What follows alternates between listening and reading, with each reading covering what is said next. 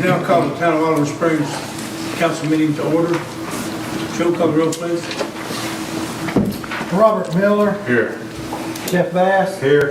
Kenny Brown, Here. Jason Stiltner, Here. Jeff Denton, Here. James Brumman, Here. all are present. Well, Joe, would you lead us in prayer, please?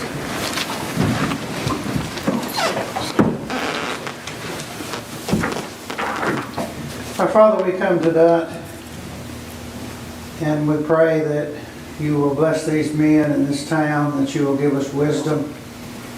We ask that you show us where and how you are working and have us come and join you, where that we can most efficiently deliver the best services at the best price and take care of the needs of our citizens in our town. We pray for the election season that is coming up, that you would give us men and women as leaders that worship you and seek your will.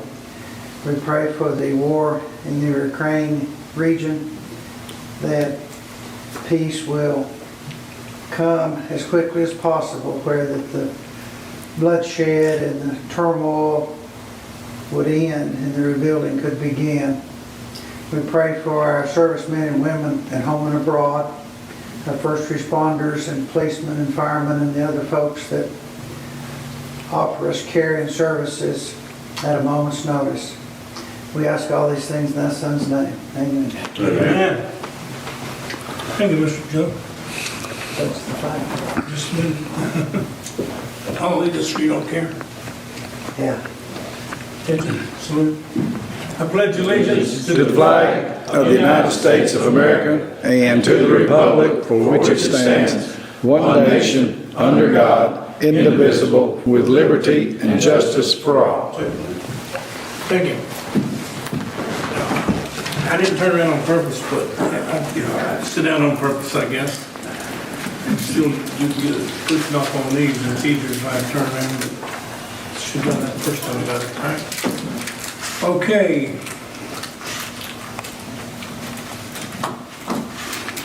Need to approve the minutes from last meeting. I'll make the motion. Got a motion, need a second. Second. Motion and second on the minutes. Any discussions, deletions, additions? Need correction. Okay? On the second page, comments from town council members, second paragraph, Second page, second paragraph, okay? where it says that, on behalf of Mr. Clark, the Public Works Director for the City of Kingston, I thank the town for the donation of the old, it should be traffic lights instead of street lights. Yeah, so that would be better. Okay? Nothing else? That's one thing I found. Anybody else have anything you want to do on that? Okay? Got a motion, got a second? You got a motion and a second, right? Mm-hmm. Anybody else have any comments? Call the roll, Joe. Robert Miller, Yes, sir. Jeff Bass, Yes. Kenny Brown, Yes. Jason Stiltner, Yes. Jeff Denton, Yes. James Brumman. Yes. Passed. Okay, delegation from citizens. You have anything to say? Any citizen here that wants to talk? Ms. Fox, you got anything to say? Oh, I got plenty to say. You're smart. Nothing I need to share. with you all. Okay. Okay. I'll cross that off. Okay, I'll have a few things to say. On our thing we thought, all the mayors in Tennessee signed, I think, except maybe one, going to the governor for some money and back taxes and sales tax. That failed to get in on time, but they promised it to be next year. It says late yesterday, the Tennessee State Senate and House adopted a budget and appropriation for the fiscal year 22 and 23. The agreement adopted does not include funding to restore the historic sharing of state sales tax with cities, nor does it after the single article cap to allow for local governments to realize more local option sales tax revenues. So basically they said they'll try real hard and they'll have it in next year, and we should just get another year added to our back pay on that. And the list of names is available, if people want to see them, I have them, but, here. I have another one here, and I don't know if Chief wants me to comment on this early or not, but I'm going to. I didn't ask for permission, but I think he'll give it to me. This letter came from the chief of the training committee for the TCAP, TACP, and your TCAP training committee pleased to announce you have been selected to receive one of the State Tennessee's Office of Criminal Justice Planning, OJCP, OCJP scholarships as provided by grant of the TCAP. This is the same opportunity to provide you funding for your attendance at the conference October 15th, 18th in Dallas, Texas, and will include funding for the following. It lists what they'll furnish. Do you want to comment and tell them what you did since, and you asked for I can. to be, and you'll still have your comments at the end. Basically what this is the Tennessee Association of Chiefs of Police present a scholarship to the Chiefs of Tennessee that they want to be representative at the International Chiefs Association. This year, the International Chiefs Association meeting is in Dallas, Texas, and I've been awarded the scholarship to represent Tennessee and Texas. It is one of those deals that they, kind of look around and trying to find, people that they want to send that way, and it's been awarded to me, and it's a full scholarship for me to go. It's an event over the weekend for me and my assistant chief to go to. All expenses are paid on my end. They won't be for assistant chief, but it's to represent, chiefs in Tennessee and Texas. This will not be till October, and he was worried about coverage. When we talked to him, it starts on a Friday and ends on a Tuesday, so it's not going to interfere with any of our duties here at work. Well, that's an honor to be elected, I'm sure, so, thank you, sir. Thank you. We'll get to you. Thank you. Okay, I have another one that involves the, where I attend some meetings, ETGD in Knoxville, and they've got positive knowledge of we have positive knowledge of the insurance is going to be, the lawsuit is going to be paid off for the big drug companies, and they're getting all the mayors of East Tennessee and the state together and to try to see what our share would be. And when they're going to meet with the law enforcement and the DAs probably this month or next, later on, this month or next month, to go over how we find out these numbers, how much did it cost you to control drugs, how much did it cost you to arrest somebody that's using drugs. And they'll go over big formulas and they'll see how much we need. So he'll be working on that, and that letter's a little more lengthy than that, but I think that's all we need to say about it right now. Also, the street crews have been working real hard with the inmates, and I'm proud of them, and they've got to say looking pretty good. There's still some rough spots, and some citizens didn't get their debris out in time, some of them, and we still doing makeups on that? No, sir, we've already done the makeup. It's next, I guess, October. Okay. I guess the most important thing I got to thank is thank God. I had a house fire last week on Tuesday, and the fire department performed excellently, in an excellent manner. The chief of police and his captain or his assistant, most of the police guys were there, and luckily I got it put out before they got there. But they were very concerned about me and my family, because it went over the air that it was a live fire and that there were occupants, possibly occupants in the house, and they didn't know if anybody got out or all got out. It was not a live fire, it was contained in the bathroom. It was a ceiling fan in the bathroom, overheated somehow, and melted and fell out and on the commode and bounced around and burning wood and stuff, but never caught on fire, scorched it. But a few things had to be redone, and we're still working on that. But I do want to thank the Lord and thank the fire department and the chiefs and the Marlow Fire Department. I think some of those guys showed up. I think the Oak Ridge Volunteer too showed up. And I appreciate that. My family does, and we're proud to have this service in this town. That's all I've got. Mr. Miller? I'm sorry. Thank you, Mayor. Well, I want to let everybody know that the grant for the building at the city garage through the House Representative John Reagan's office was not approved. The request was for $75,000 in matching funds from the state, and it was put behind the budget, is what I was told. I have reached out to the Tennessee Municipal Bond Fund to see if funds are available through them, and I'll discuss this extensively during the budget workshop on the May 19th. We've also asked the Morgan County Correctional Complex to assist in the site preparation and the assembly of the building. Once I know the will of the body, and after the budget committee meetings, then I'll start the process. That's all I have, Mayor. Mr. Miller? Yes, sir, I'd like to thank the employees for a good job that the street department done in the cleanup. It really looked good. I drove through the neighborhood and like you say, there were some people after the last day that weekend, they set stuff out for that next Monday to be picked up. It was left as garbage, so we had to leave it. Do what? I said it was left, some people left it out there as garbage, and we weren't able to pick it all up. Yeah. So, I'd like to thank you guys. I'd like to thank Lake City. Well, it'll always be Lake City to me, but now Rocky Top for loaning us their brush truck and letting us use it for those few days they did. So, and we lost a business in town that closed. I guess it's been almost 2 weeks now. Partners closed their doors.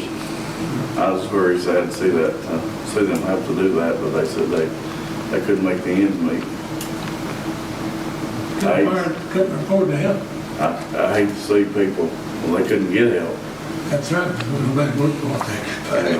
But I hate to see private owned places like that have to shut the doors. And that's all I got, sir. Okay, they were quite busy the last few days that they're open, when they were open, but they've been that way always, so they probably had to close, but they couldn't have it by themselves. Okay, Mr. Bass? I'd also like to thank the street department for the cleanup. They have a real good job. And also the water department for the work they've been doing out on the, trying to stop the leaks and patch some of the holes. And that's all I have. Mr. Brown? Yeah, I was over at the garage last weekend. We've got these food vendors that we're building, Yes, and they've got them completed, but they don't have enough material to cover the sidings or the tops. yeah. I think Jeff Benton's donated some. I just keep They forgetting to wasn't bring there it at down. the time, and they need material to finish those up. Then, I've got it. It might have slowed them down during the cleanup, I'm not sure. well, that was what they was waiting on.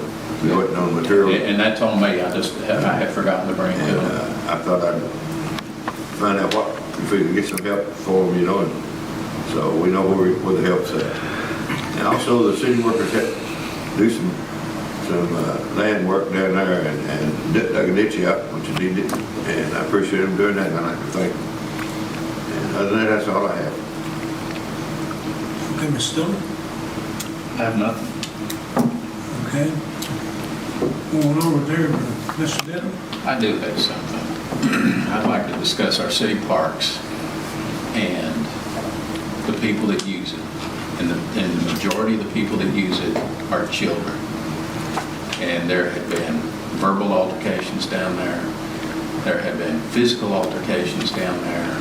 There have been foul language used in the presence of the kids. Kids have to walk through cigarette smoke. I would like to see us draft an ordinance, and it's a shame that we have to do this, about adult behavior down there. I don't know how it needs to read, but there needs to be a penalty if you can't maintain self-control at the parks in front of our children.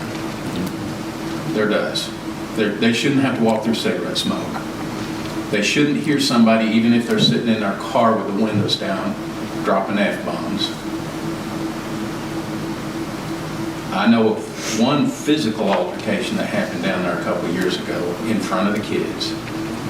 If you can't maintain self-control, you don't need to be at the parks where our kids are. We're trying to raise these kids to be model citizens, not hoodlums. So I'm making a motion that we draft an ordinance about behavior at our parks to include no smoking. Okay, is that a motion? That is a motion. Need a second? I'll second. Got a motion, got a second. Any more discussion? We did that a year ago, didn't we? With the Alliance lady coming down and we, Well, I think We the state put out a thing that said that the state parks, I'm not sure that it seemed like a year ago, a lady come down and we voted to do that on the cigarettes. We can Be a change it. non-smoking park. we can change it and check It's it. already in there, and I'm not sure the lady's name, but she's in here at our meetings all the time. And we voted and passed it to be a non-smoking park. So it's already, that was already, that whether it's your situation. Well, we need to check it and post it and Mr. Mayor? make sure it's in there. I've got two observations. The first observation, that if you check our existing ordinance books, there's probably ordinances that will regulate some, if not all, of that behavior that apply throughout the city limits of the town, and the park is obviously within the city limits of the town. So what if you research the town's ordinances and compare it to what you want, you may find it's already there. And I'm not sure it's wise to have the same law passed twice in one or two or three different locations in the ordinance book. The second thought I have is that if it's an ordinance violation, the most you can get is a $50 fine plus court costs, which can be substantial in many ways. But you have to have someone that will press charges, and that's generally the policeman. So if you were able to meet with the police chief and figure out a way to have one or more armed officers present all the time at the park when the park is being occupied for the ball games, this heightened presence of law enforcement with one or two patrol cars, obviously marked cars to have a higher profile, some of those problems may not be as great. And then if some of these people are misbehaving in violation of the ordinance, the officer simply pulls out his book and writes them a citation. But you can pass all the ordinances in the world. I'm not saying what Mr. Denton and Mr. Steltner have done is wrong or bad or anything like that. I'm simply saying it's good, but it's only good as long as there's enforcement. You've got to have the enforcement. There's no officers down there. Do you think the average citizen is going to call a police officer and ask the police officer to cite this fellow? Because then the witness has to come to court and testify. Because it's a fundamental right that people charged with even violation of ordinances have the right to confront their witnesses. And if the police officer has to get the names and address of everybody that heard the problem, the offense, and subpoena them to come to court, see, it becomes sticky because most people don't want to take Friday afternoon at 1 o'clock and come to the city court of Oliver Springs and sit a couple hours waiting their turn for the case. So I don't have a perfect answer, but I think the answer could very well be found, number one, in the ordinance books, and number two, in enforcement. And if the chief does not have the staff to put two officers down there, then city council has the power to amend the budget and fund two positions and put them down there. They could be part-time. I think at the football games, the police auxiliary work at some of the games. So see, that might be an option there. You recall last week, right? Or week before last? Yes. Right? Indeed. I apologize, Your Honor. I said you were called for a smoker week before last, I think. Yes, we were. The problem with the smoking laws that are being passed by the state, they are all in health code. We do not enforce health code. We are only criminal code. So, you know, a health inspector is the only one that can enforce the smoking laws. We went down there for a smoker. We talked to the baseball president that was operating the facility at the time. And I advised him that the only thing we can do is, because it is a no smoking park, if you wish for them to be criminally trespassed from the park for just that night, we can remove them from the park. If they don't remove, we can arrest them for criminal trespassing. But that is the only thing we could enforce at that time. That's the only law that's on the book. Ones that the judge points out is we do have lewd and lascivious acts in our city ordinance, but we do not have a malicious mischief. There's other towns that have adopted years ago what's called malicious mischief. It's more or less your disorderly conduct, but in a city fine and not jail. That is something that you could draft if you wanted to include, behaviors that you don't condone. We have a no open container policy. We've got all those ordinances that are already in effect that he talks of. But when it comes down to lewd and mischievous acts, we can enforce that for the cursing and just the outright bad behavior. But when it comes down to certain things like smoking, I can't do anything. If they're smoking and you don't like it, unless you want them removed from the property and you have the authority to have them removed from the property, I can't do anything for smoking. Do you keep officers down there all the time when the park's in use? So we were able to used to, and God rest his soul, Mr. Harvey was a reserve officer for us that donated a lot of his time in this town. I think a lot of the reasons that we've lost touch with that is we've lost that huge asset. The reserve program has not been, kept up or maintained here for quite some time due to employee shortages and things of that nature. That was one option I gave y'all a while back that I would like to visit someday if y'all would allow me to, is starting back our reserve program. There are several fathers and, good community members in this town that have always told me that the moment that happens, they'll volunteer and they'll do it. So I know several fathers that go to that ball field every time it's open that want to be reserve officers. If we was to, extend that authority one day to some of these fathers, let me train them, let them understand it, they'll probably volunteer their time for free to be down there. Again, all they can do is talk with them. They can. No, if they're reserve officers, they can enforce the law, they can issue citations into the. They can issue a citation, but to talk to them, they can't arrest. I don't. Yeah, Yeah, reserve officers has that arrest power. yeah, you can do it all. I thought we had that problem at the ballgame one time, you had to have a regular officer there with them before they could make the arrest. It's how you title the officer. If you title him as an actual reserve officer versus explorer, it's two different things. Okay. But if we actually enforce them and the judge swears them in, they are an officer that just doesn't get paid. I know at one football game before last, I believe it was, we had, not the one you were involved in, I think yours was this past year. We had it when our ex-chief and Mr. Hart, I believe, and somebody else was involved in that. And the reserve officers have police departments marked too, don't they? I went down there today, to 2 days, I stayed down there most of the day, 2 days. Seen one guy light up, smoked a cigarette behind the bleachers, and he wasn't comfortable with me asking him not to smoke, but he put it out. He would like to badmouth the town for that, and badmouth the mayor for that, badmouth the judge for that, and everybody else, but he left. Well, the reason for that, and that's what I had pointed out, was not really making public information, but there were several people smoking, but there was only one group that they pointed out to us. And I said, unless I make them all, I'm not making one. That's when we ended up leaving, because they didn't want to kick all of them out. They wanted it enforced over here, and I couldn't do that. So what would it take to do the reserve officers, to revive that program? What would it take, Chief? So right now, it would just take the authority to give it back to get it back up, because it went to a point where there was not any, and every reserve that we do is not like a full-time officer.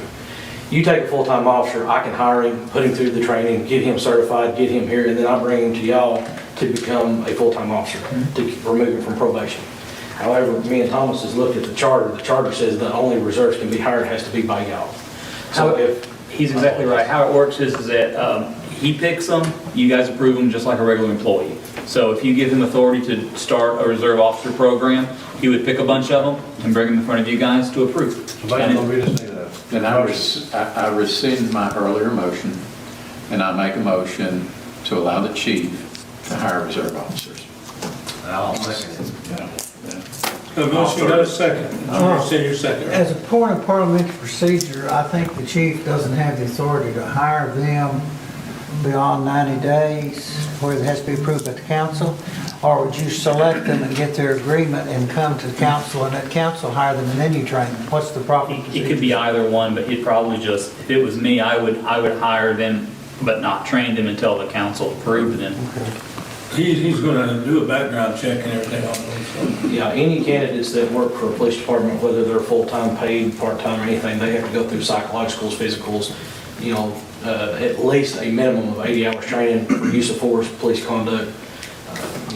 There's a whole slew of things that they have to do before they're even allowed to go out there and do anything. And what was the, you were saying we could strengthen our ordinance with what?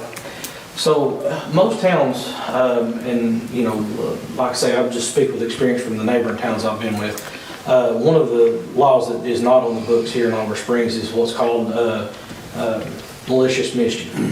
So malicious mischief is one that a lot of towns use to do a coverall. So if you don't have a shoplifting, you don't have a disorderly conduct, you don't have a cursing in public, you don't have a lot of these little things, you just pass a catch-all, which is malicious mischief. You define it as what you want it defined as. You say malicious mischief in our town is anyone using foul language in the presence of children or adults or around a church. I mean, you word it however you want it, and that becomes enforceable as a city ordinance. A lot of towns use it to keep from going to the aspect of taking someone's rights away and putting them in jail. So if you have that person that's just mad at a ball game, cursing as he's walking away, do you really want to cost him his job, put him in jail, things like that? Or do you want to get his attention and maybe cost him a fine?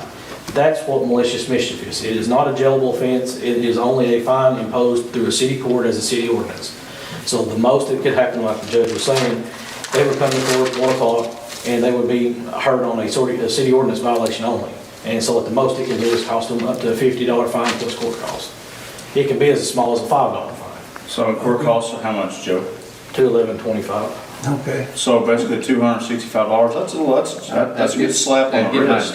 Yeah, for sure. But if he doesn't pay it, the town does not have strong remedies to collect it.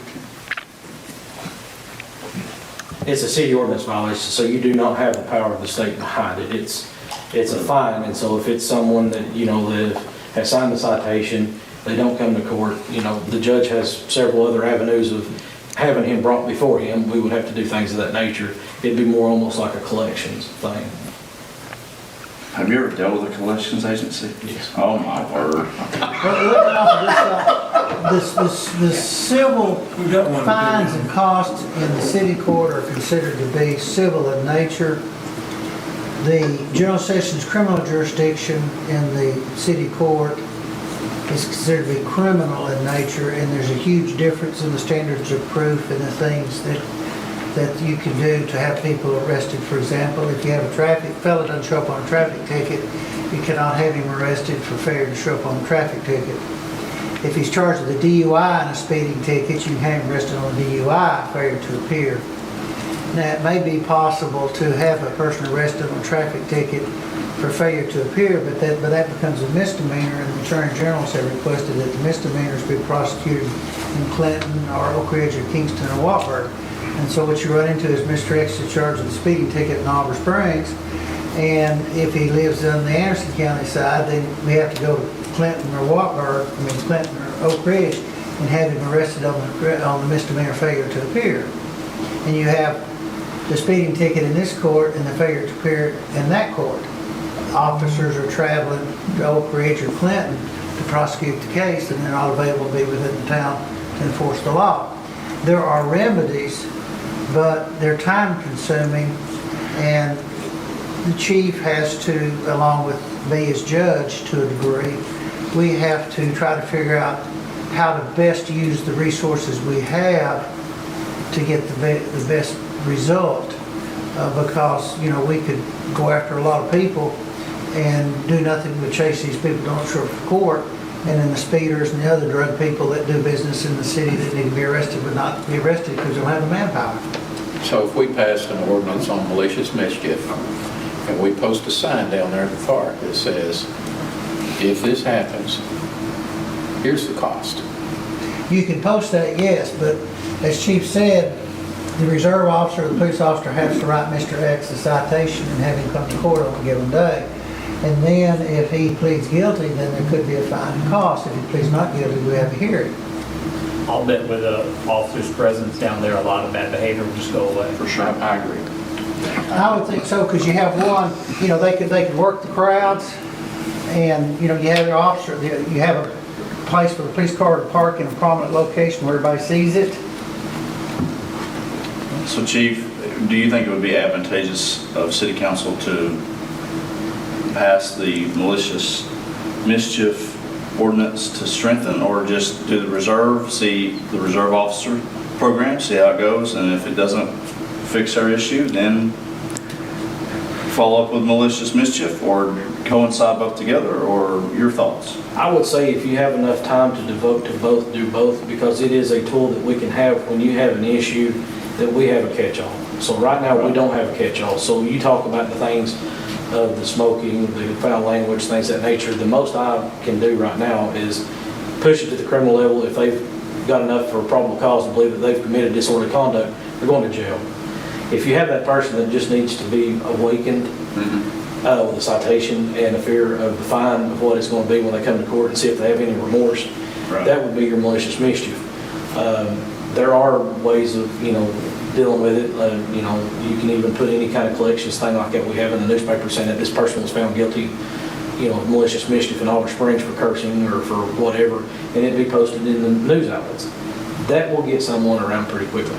For sure. I mean, there's a lot that goes with public shame. Why don't we do this? Why don't you sit down and you and your assistant and write this thing up and get with a couple more citizens, got to the ordinance and see how it's sticking, what they need to add. MTOS could draft one for us.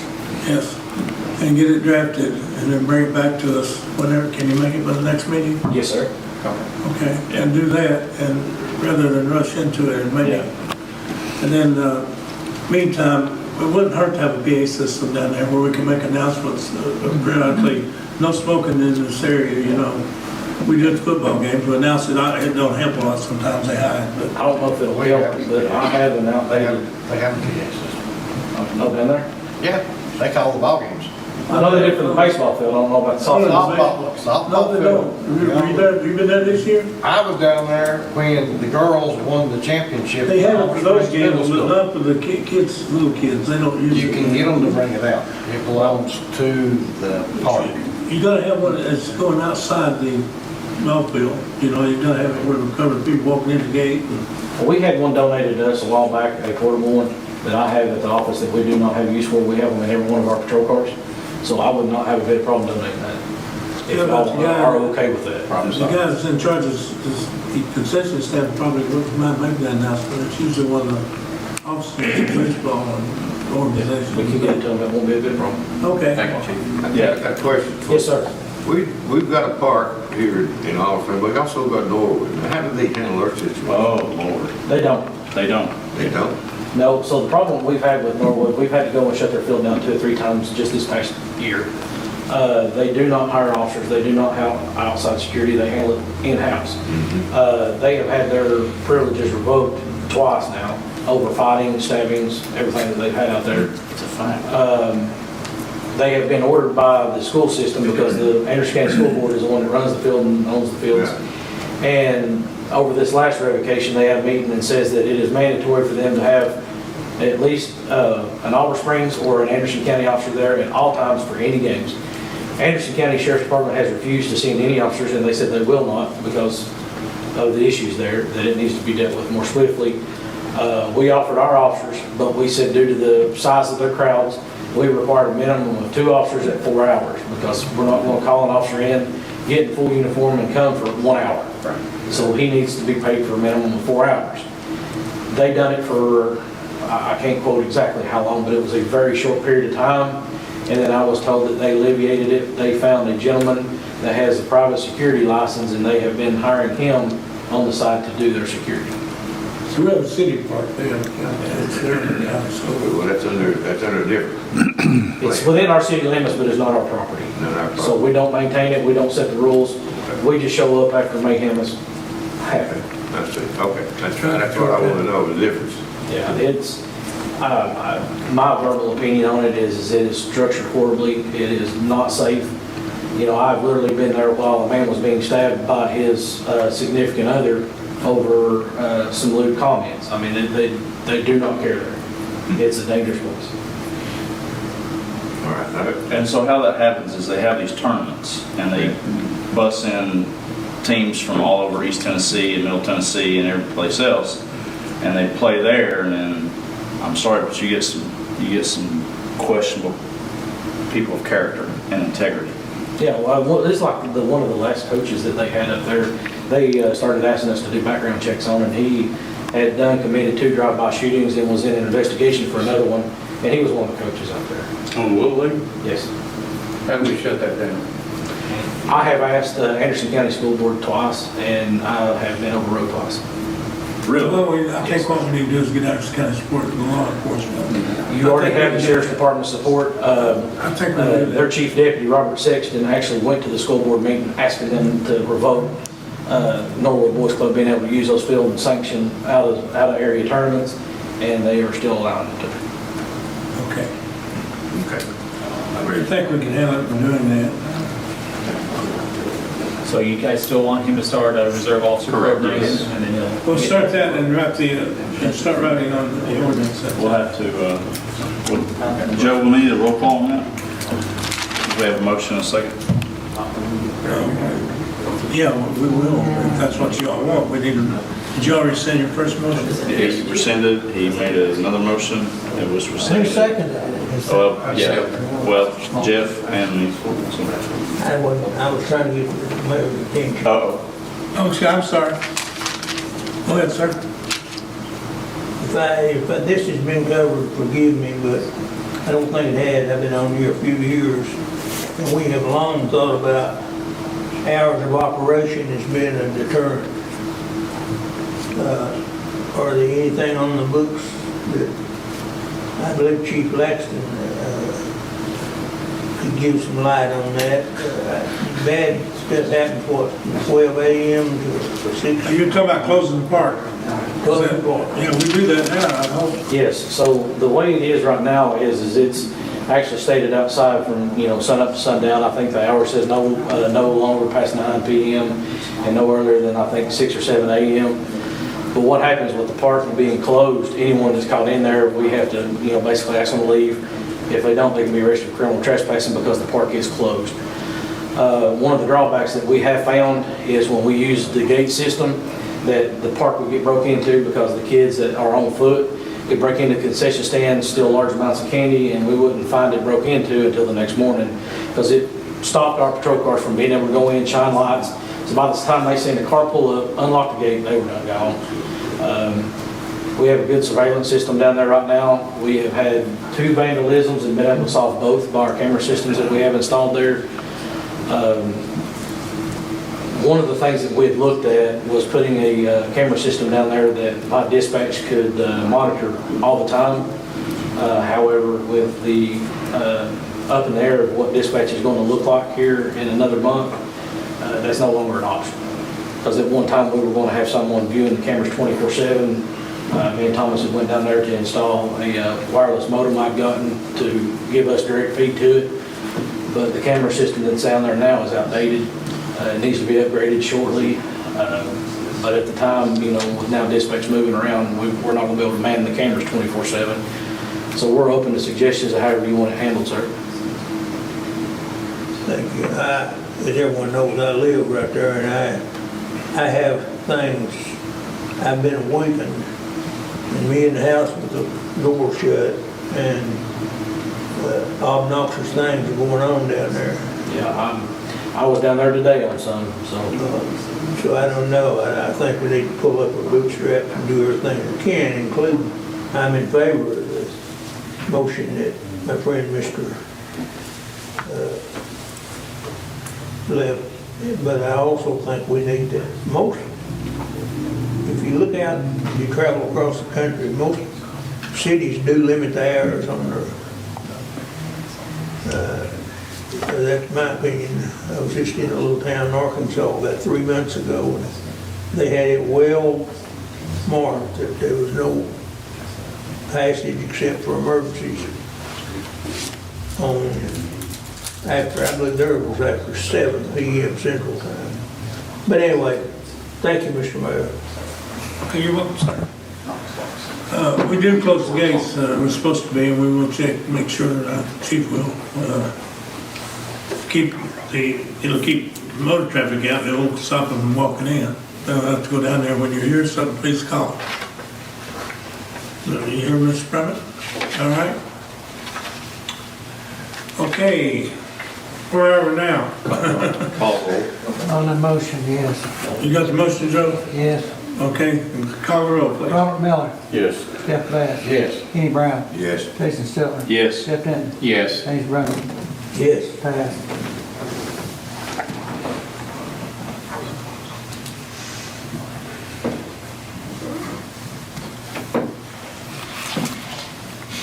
Okay, well, are you through, Mr. Stumner? That was Mr. Denton. I mean, Mr. Denton? I am. Well, both of you are involved in that motion there. Okay. Let's go, police chief. Mr. Brummett. Mr. Brummett. Mr. Brummett, I'm sorry, Mr. Mr. Brummett, do you Brummett. have anything? I have nothing else. Oh, okay, let's go, police chief. Again. I will get short and sweet. You got a full one this time.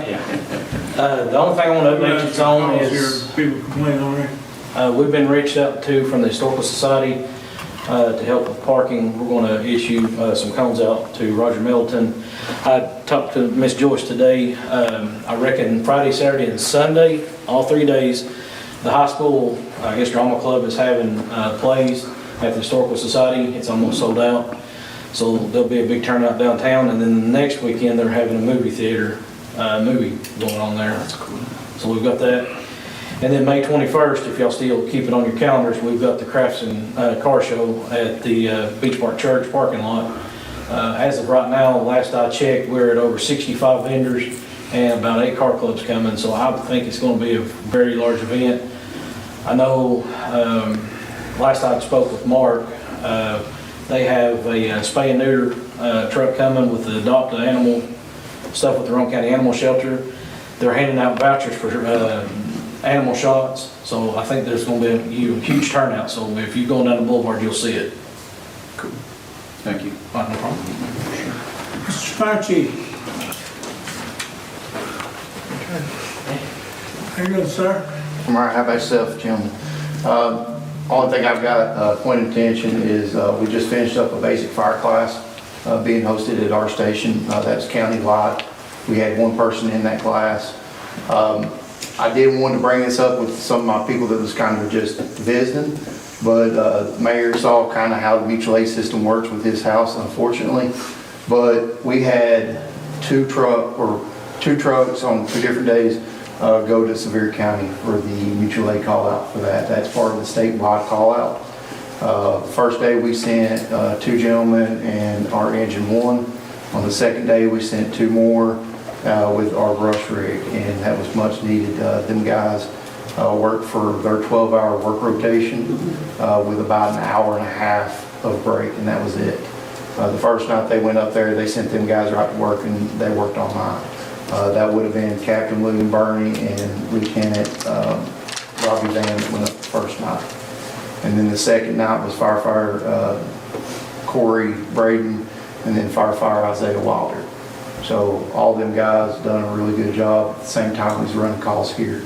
So that system works, and they're thankful for us participating in it as well. So that's all I have tonight. Thank you, Chief. Thank you, Chief. Yes, sir. Any old business? Old business? New business? Here we go. Discuss and possibly approve allowing the city attorney to take action against out of compliance with foreign properties and listed properties, but we want to call on our gentleman from Kingston here that's, we know your name, but you'll say it and tell us where you're from. Since you grow the beard, I recognize you. Well, there's a lot of people call me Santa Claus anymore. Glenn Cofer, I'm the building official for Roane County, City of Oliver Springs, City of Kingston, City of Hamilton. What you have before you is a request to get the city attorney to file a lawsuit against those 4 property owners. We have sent them notices, a second notice, and before it's over with, by the time it gets filed, we'll send them what's called a final notice. And they have not responded. I drove by there today, and the properties are in worse shape than they were when I first took the pictures. I make a motion to approve to allow the city attorney to take action against the out of compliance following properties 1 through 5. I'll second. Got a motion, got a second. Any more comments? Question. Yes, sir. These pictures, are they just for 2 specific properties, or are they for all 4? No, I only had a few pictures for a few of them that I had access to, so I attached what I had. So are these like to, I tell you what I will do from now on. I will have Vanessa put packages together for Thomas. just like what we do for the county. So you'll get pictures of each specific property with the address written on it, with timestamps.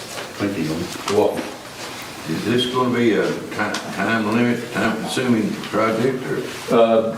Typically, if they show up at Chancery Court, the chancellor is going to give them the opportunity to clean their property up. If they don't clean it up, then on the report back date, we can ask for a judgment against them and for the city to be able to go in and clean it up, and then the city can place a lien on their property to pay for it. Now, when they say clean up, what they go clean a couple spots up, and so it ain't got to the other spot. They ain't gonna get by me that easy. In other words, it's gonna be the whole property. Yes, sir. And, you know, I understand what you're saying, but sometimes things, you know, improve it, you know, and you may not get to do all of it, or they get 30 days, or? If they start cleaning it up on their own, Yeah. we'll hold off on filing the suit. No. I would rather them to have the opportunity to take care of their property, but to be honest with you, if you don't have that hanging over their heads, a lot of these folks, in particular that corner right there, they're not gonna do anything. Well, they haven't made any effort. They haven't made no effort. And I know the people across the street have tried to sell their house, and I can't even get anybody to look at it.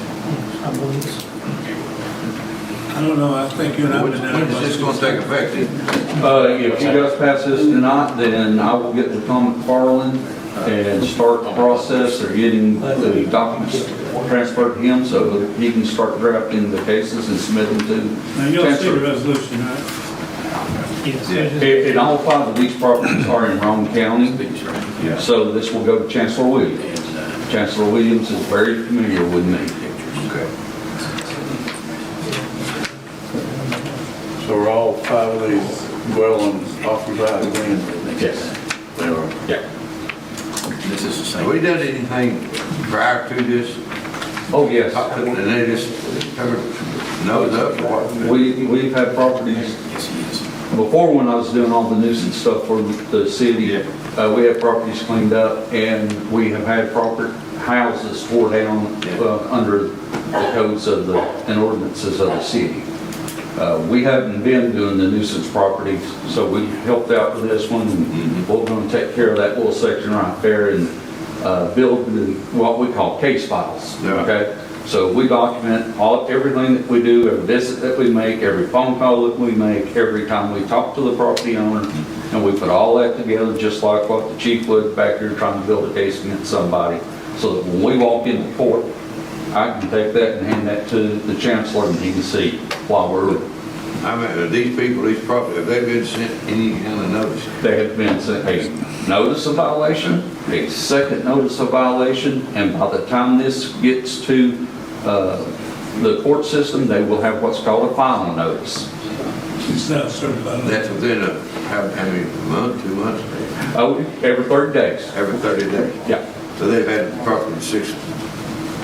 These folks have actually had a lot longer than that, because Mr. Neely has tried to deal with them and stuff, and they have totally ignored him, so, guys. Time's up. Yeah. I'm sure. Well, one gentleman's even made comment that he could make it to his property. So in public, he made that with witnesses, so. I'm all in. It's got to be done. I hate to see anybody, have to go to undue circumstances, but they put other people through undue circumstances also. Yeah, How about the one on Butler Mill that you told me that the judge ruled that we tear it down or what? The double wide can go, yeah, it can be tore down. I don't think we have a copy of that yet. Did you get a copy? Yeah, what I'm waiting on is, I've got to bid it out, but with the funds being tight, it's gonna be like $5,000-$6,000 to tear it down, so. I played on that yesterday. Hey, I'll tell you, on properties like what you got over here on Butler, cleaning it up is gonna be anywhere between $4,000 to $6,000. Yeah. Okay, we just cleaned up 5 out in the county, last month, and they ranged anywhere from $4,000 to $7,000. It's 5,000 to the one down 428 Kingston Avenue, not Kingston Pike. We've not been to knock. We just had one that contractor come in and did it for a little over $4,000, a two-story house. Had it tore down and the plot leveled and cleaned in 6.5 hours. The name of your head. They're out of Travelers. That's a cheap one, so. They're boots. Okay, that's fine. All right. Thank you, Mr. Brown. You got any more comments you want to make? No, sir. You got any questions, City Manager? No, sir. Anybody up here got questions, comments? Thank you. Thank you, Mr. Coker. Thank you. You're welcome.